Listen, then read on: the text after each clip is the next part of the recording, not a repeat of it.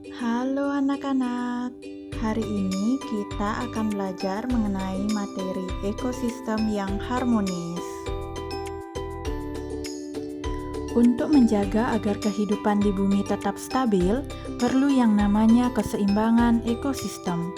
Keseimbangan ekosistem merupakan suatu keadaan yang harmonis dan seimbang pada interaksi antara komponen-komponen di dalam sebuah ekosistem.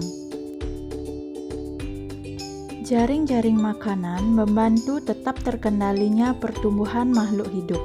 Dengan adanya makhluk hidup yang menjadi sumber makanan, maka populasi makhluk hidup akan tetap terjaga. Jika salah satu komponen hilang, dapat menyebabkan hilangnya satu sumber makanan. Hal ini akan berdampak pada keseimbangan jaring-jaring makanan. Perhatikan jaring-jaring makanan pada ekosistem sawah berikut ini. Jika lahan untuk pertumbuhan padi berkurang, maka akan terjadi persaingan memperebutkan makanan antara tikus, burung pipit, dan belalang. Hal ini akan menyebabkan menurunnya populasi tikus, burung pipit, dan belalang. Tidak sampai di situ, hal ini akan berdampak juga pada populasi katak yang membutuhkan belalang sebagai makanannya, serta ular yang membutuhkan tikus dan katak sebagai sumber makanannya. Selanjutnya, jika ada penangkapan tikus dan belalang yang menyebabkan berkurangnya populasi tikus dan belalang, maka populasi katak akan cepat berkurang karena hilangnya sumber makanannya yaitu belalang, dan katak diburu oleh ular karena populasi tikus menurun. Dampaknya adalah menurunnya populasi katak di ekosistem tersebut.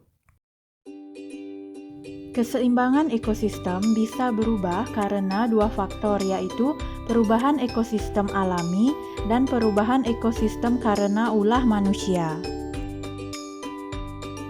Faktor alami atau alamiah adalah faktor yang disebabkan tanpa campur tangan manusia, seperti gempa bumi, kebakaran hutan karena kekeringan, banjir dan tanah longsor karena cuaca dan gunung meletus. Sedangkan faktor ulah tangan manusia yang dapat menyebabkan keseimbangan ekosistem terganggu yaitu pembakaran hutan untuk pemukiman dan perkebunan. Pembakaran hutan dapat mengakibatkan kepunahan karena hewan kehilangan habitatnya.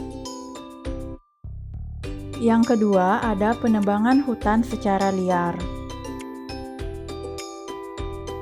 Yang ketiga, ada perburuan liar terhadap hewan dan tumbuhan dengan tujuan tertentu dapat mengakibatkan kelangkaan hewan dan tumbuhan.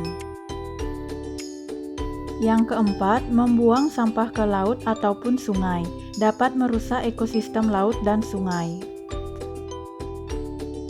Yang kelima, penggunaan bahan-bahan kimia dan pestisida secara berlebihan. Penggunaan pestisida yang berlebihan untuk memberantas hama tanaman dapat membunuh hewan lain yang lebih menguntungkan. Cara menjaga keseimbangan ekosistem.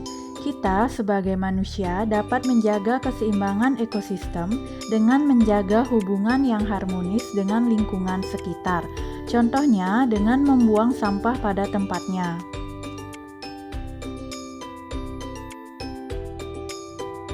Selanjutnya, kita bisa melakukan kegiatan reboisasi atau penanaman kembali hutan yang gundul. Dengan bergotong royong, kita dapat melakukan kegiatan reboisasi. Kegiatan gotong royong ini menjaga hubungan yang harmonis dengan sesama manusia.